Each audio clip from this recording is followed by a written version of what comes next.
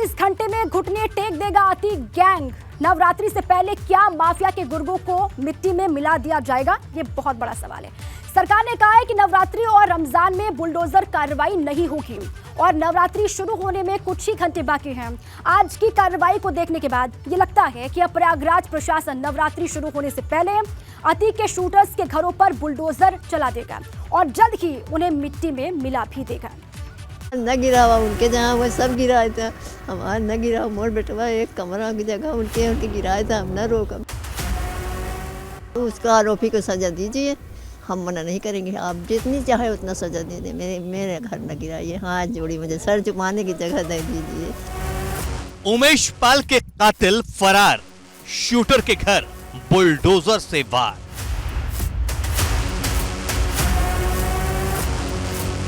गोली मारने वाले गुलाम के घर पर प्रयागराज प्रशासन का बड़ा एक्शन।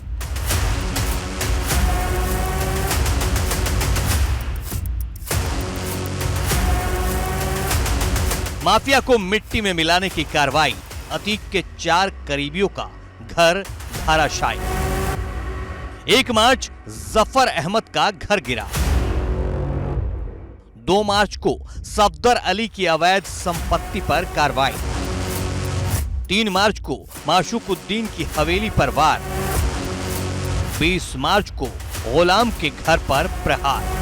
जहां पर बुलडोजर खड़ा हुआ है, अब से कुछ देर पहले हम देख रहे थे कि वहां पर दुकानें हैं, 1, 2, 3 दुकानें टूट चुकी हैं और चौथी दुकान का ये जो हिस्सा है छोटा सा, ये नजर आ रहा है।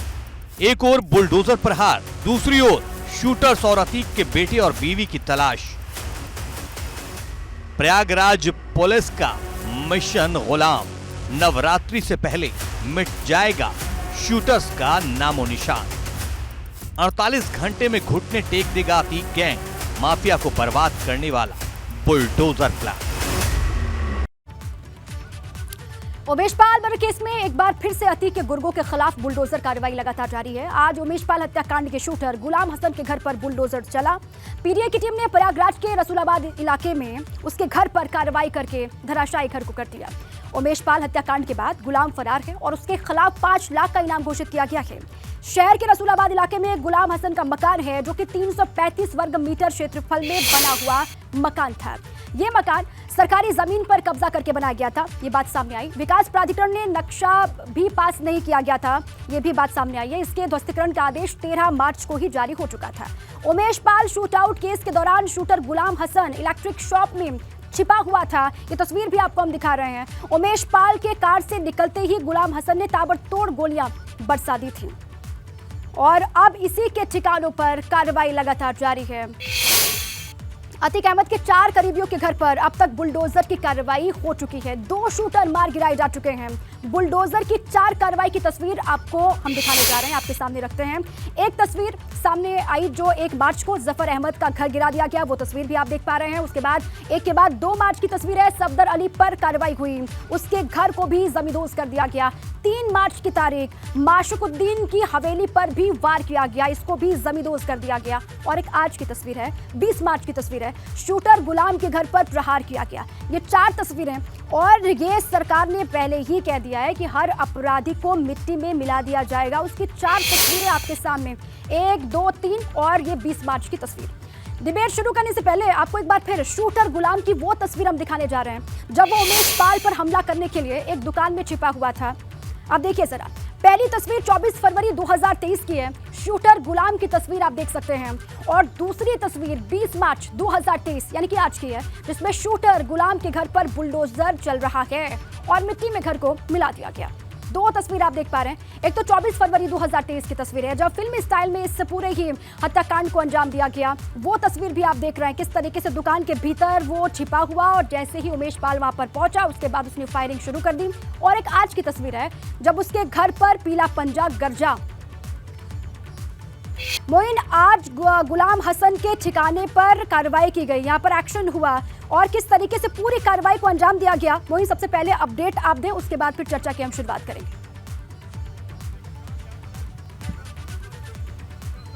देखिए उमेश पाल शूटआउट केस में बुलडोजर एक्शन का पार्ट 2 आज से शुरू हुआ और आज सबसे पहले शूटर गुलाम अहमद का घर जो है, गुलाम हसन जो है, उसका घर गिराया गया है।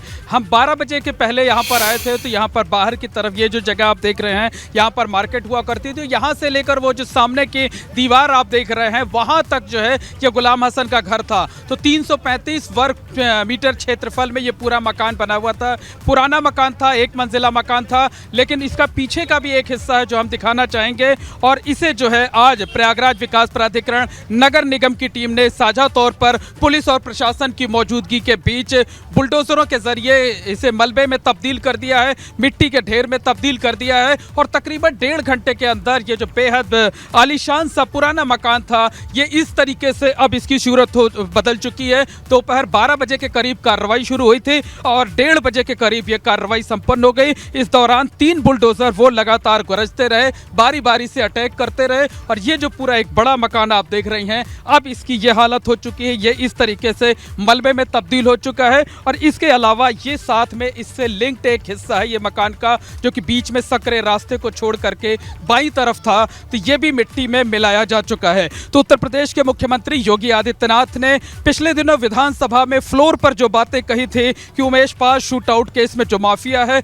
उसे मिट्टी में मिलाया जाएगा, तो माफिया के साथ साथ उसके शूटरों को, उसके मददगारों को भी इसी तरीके से मिट्टी में मिलाया जा रहा है। और आपको बता दें कि 3 बुलडोजर की कार्रवाइयां पहले भी हुई थी, लेकिन वो माफिया अतीक अहमद के मददगारों की थी। लेकिन ये पहली कार्रवाई ऐसी है जो उमेश पाल शूटआउट केस में शामिल किसी भी शूटर पर सीधे तौर पर जो वारदात में शामिल अपराधी है उसके मकान पर इस तरीके से बुलडोजर चला है। तो प्रयागराज शहर के रसूलाबाद इलाके में शूटर गुलाम हसन का घर रहता था। और एक और चौंकाने वाली बात आपको बता दें कि इस बुलडोजर कार्रवाई के दौरान गुलाम हसन का परिवार भी सामने आया। उसने एक चौंकाने वाला बयान दिया। बयान ये दिया कि जो कुछ गुलाम ने किया है उससे वो शर्मिंदा है। उन्होंने गुलाम के वारदात में शामिल होने की पुष्टि की। हमने उन्हें सीसीटीवी फुटेज दिखाया तो उन्होंने साफ तौर पर कहा कि इलेक्ट्रिक शॉप में कैप लगाकर जो शख्स मौजूद था, फायरिंग कर रहा था, वही गुलाम हसन है। और उन्होंने एक और बहुत महत्वपूर्ण बात कही कि गुलाम ने जो कुछ किया है उससे वो इतने शर्मिंदा है कि वो अगर पुलिस 1-2-3 मार्च को जो कार्रवाई हुई वो अतीक के करीबियों पर एक्शन हुआ, वो कार्रवाई उसके करीबियों पर हुई। और आज जो शूटर जिसका नाम सामने आया उसके ठिकाने पर ये पहली कार्रवाई है, ये जानकारी आप दे रहे हैं, जिसके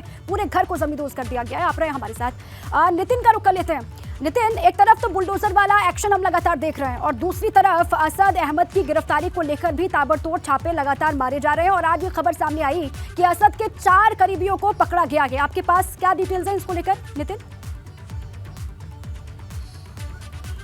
देखिए, बिल्कुल जिस तरीके से मुख्यमंत्री ने सदन में कहा था कि माफिया को मिट्टी में मिला देंगे, तो कश्मीर से कन्याकुमारी, कच्छ से कोहिमा, यानी हिंदुस्तान के किसी भी कोने में अगर जो शूटर और जो अपराधी छिपे हुए हैं, जिस तरह से जो कार्रवाई हो रही है उससे लग रहा है कि सरकार पूरी तरह से समूल नष्टीकरण के लिए, समूल नाश के लिए इन माफिया के लिए दृढ़ संकल्पित नजर आ रही है। और आज जो बड़ी खबर है वो आगरा से है। और आगरा के कोरई टोल, जो फतेहपुर सीकरी जो मॉन्यूमेंट से पहले जो कोरई टोल पड़ता है, वहाँ बताया गया है कि लखनऊ डिवीजन की एसटीएफ ने सुबह 4 शूटरों को, जिसमें हो सकता है कि शूटर और उनके मददगार भी शामिल हों, उनको धर दबोचा है। और जो अनऑफिशियल जो सोर्सेज से जो खबर मिली है उसके मुताबिक बताया गया है कि क्रेटा गाड़ी में 4 शूटर जा रहे थे, राजस्थान की सीमा की तरफ आगे बढ़ रहे, तो उसी समय एसटीएफ ने पूरा जाल बिछाया है। एक लेन जो जयपुर की ओर जाती है उसको, उससे आवागमन को जाने दिया गया, बाकी रोड पर बड़े बड़े वाहन खड़े कर दिए। उसकी आड़ में एसटीएफ की टीम ने पूरी तरह से अपना जाल बिछा दिया और जैसे ही गाड़ी आगे बढ़ने को हुई पूरी तरह से ट्रैप कर लिया और उनके पास से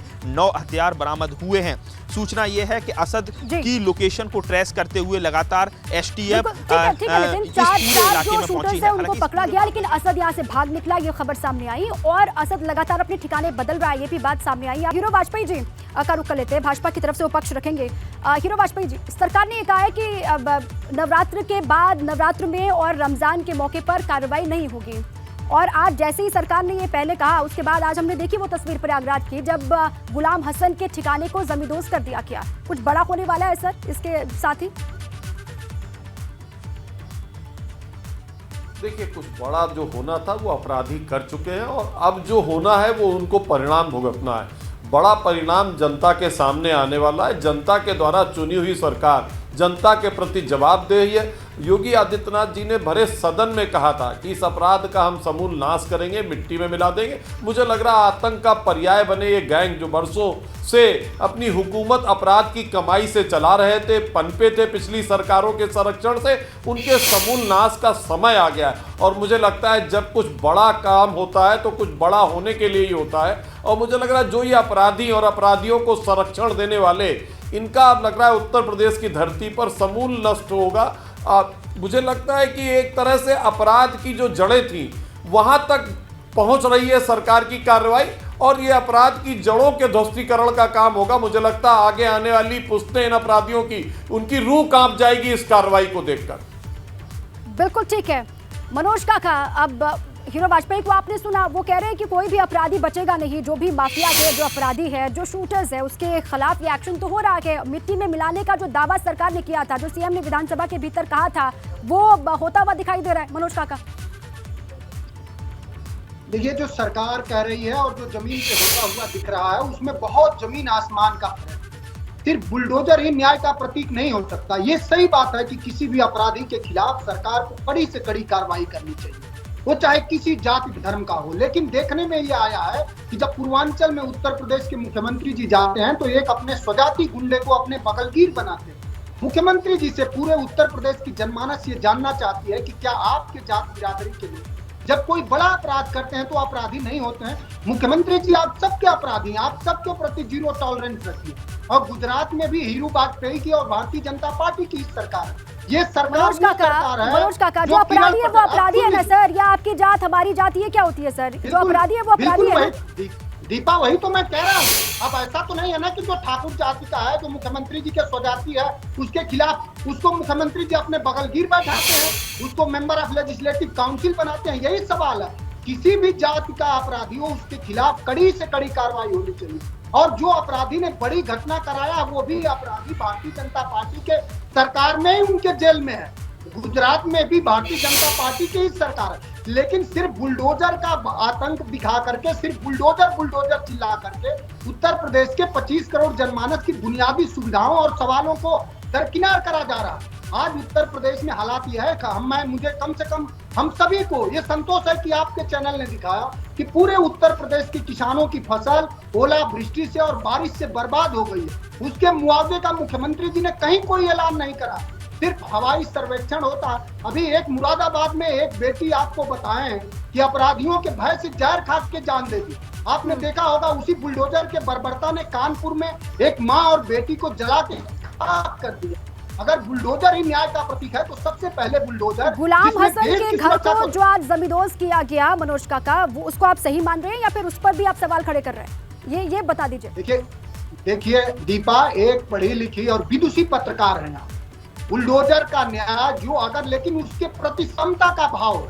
अब ये हो कि किसी एक जात विशेष के उसमें किसी का जब आप घर जमींदोज करते हैं तो उसमें उसकी माँ भी होती है, उसका भाई भी होता है, उसके बुजुर्ग पिता भी होते हैं। घर किसी एक गुंडे अपराधी का नहीं हो सकता। मेरा और आपका, हम सभी का ये मानना है कि कोई भी घर के शरीफ लोगों द्वारा बनाया जाना चाहिए। लेकिन सिर्फ बुलडोजर दिखा करके बुनियादी सवालों को, सुविधाओं को, ठीक है, बुलडोजर एक्शन जो हो रहा है वो सही नहीं है, बाकी अपराधी और माफिया बचने नहीं चाहिए, ये आप कह रहे हैं। ठीक है, आपकी बात समझ गई। ठीक है मनोज काका, उमेशपाल हत्याकांड के शूटर्स के ठिकानों पर लगातार एक्शन हो रहा है और इस एक्शन को लेकर सियासत भी खूब हो रही है। इसी पर चर्चा हम लगातार कर रहे हैं। हमारे साथ बीजेपी के हीरो वाजपेयी लगातार बने हुए, मनोज काका भी लगातार जुड़े हुए, मोहम्मद मोइन है और नितिन मेरे साथ ही लगातार बने हुए। मोइन का एक बार जल्दी से रुक कर लेते हैं, उसके बाद फिर चर्चा को आगे बढ़ाएंगे।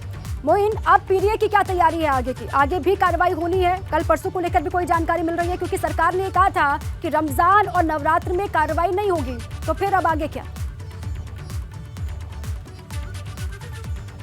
देखिए, सरकारी अमले ने आज कार्रवाई के दौरान ये साफ कर दिया है कि ये जो पार्ट 2 शुरू हुआ, बुलडोजर एक्शन पार्ट 2 शुरू हुआ है, वो आज ही खत्म नहीं हो रहा है, बल्कि ये सिलसिला आगे भी जारी रहेगा। आज पहले दिन शूटर गुलाम हसन का घर गिराया गया है, इस तरीके से मिट्टी में उसे मिलाया गया है, मलबे में तब्दील किया गया है। तो कल गुड्डू मुस्लिम का घर गिराया जाना है। प्रयागराज के ही पूरा मुफ्ती इलाके में ही पहचान की है विकास प्राधिकरण की टीम ने। तो कल गुड्डू मुस्लिम के घर पर बुलडोजर चलेगा और उसके अलावा कई अन्य लोग भी हैं जो बुलडोजर की रडार पर हैं। कई अन्य लोगों के खिलाफ भी कार्रवाई हो सकती है। तो आज गुलाम का घर गिरा है और कल जो बमबाज जो पूरी वारदात के दौरान जगह जगह बम फोड़ते हुए नजर आ रहा था शूटर गुड्डू मुस्लिम, उसके घर पर बुलडोजर चलाया जाएगा। आज कार्रवाई उस हुई, पर भी गुलाम 5 हसन लाख के घर को रुपए का जमींदोज किया गया। मोइन ये जानकारी दे रहे हैं और अहम जानकारी है कि कल भी गुड्डू मुस्लिम जो दूसरा शूटर है उसके ठिकाने पर भी एक्शन होगा, वहां पर भी बुलडोजर गरजता हुआ दिखाई देगा। हीरो वाजपेयी जी, सवाल समाजवादी पार्टी बहुत सारे खड़े कर रही है सर। वो कह रही है कि आप अपने लोगों पर या फिर जो आप लोगों के साथ दिखाई देते हैं, आप लोगों के साथ होते हैं,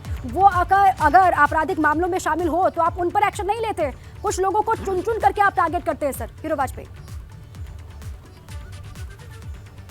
देखिए, जो अपराधी इसमें लिप्त हैं उनको बचाने के लिए चैनल पर किस तरह का आपराधिक षड्यंत्र समाजवादी पार्टी के प्रवक्ता कर रहे हैं और उनको राजनीतिक संरक्षण चैनल पर बैठ के देने की कोशिश कर रहे हैं। पर मैं पूरी जिम्मेदारी के साथ कहना चाहता हूं, समाजवादी पार्टी के समय में जो ये पनपे गुंडे हैं इनको बचा नहीं पाएंगे। ये चाहे कितना भी कोशिश कर लें, चैनल पर बैठ के उनके सहयोगी बनकर दिखा भी दे, लगाएं क्या कि उनको बचाने की लाख कोशिश करें। ये बचने वाले नहीं मनोज काका जी, आपकी कोई भी डिबेट इनको बचा नहीं पाएगी। आप इनके संरक्षण में, इनके समर्थन में चाहे जितना चैनलों में प्रदेश में सबसे बड़े अपराधी नहीं देख रहे होंगे कि अभी भी कुछ लोग इनको बचाने के लिए चैनलों पर आ रहे हैं, चैनल पर इनके बारे में पक्ष में भाषण दे रहे हैं। पर मैं कहता हूँ योगी आदित्यनाथ की सरकार में इनको ये बचा नहीं पाएंगे, चाहे चैनल पे कितना ही वक्तव्य दें, उनके समर्थन में खड़े हो जाए।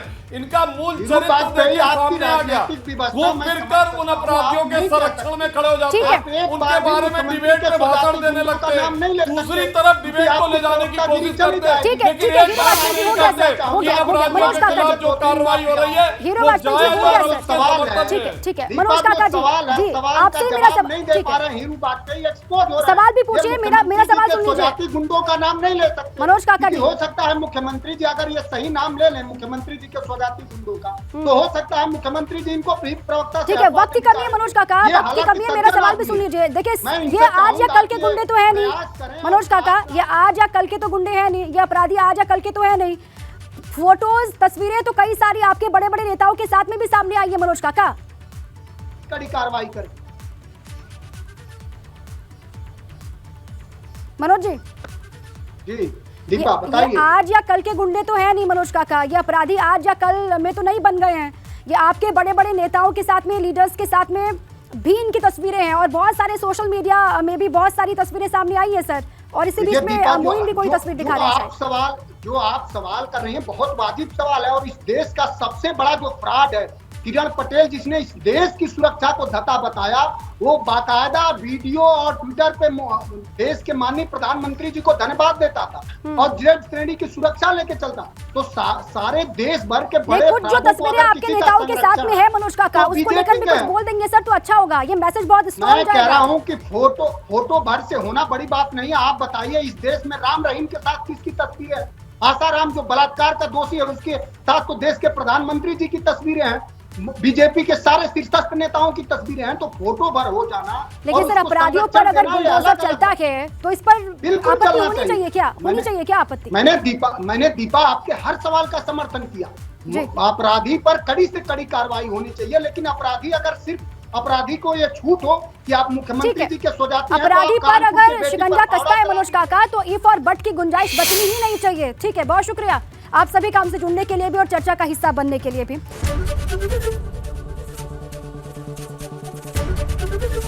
एबीपी गंगा, खबर आपकी, जुबान आपकी।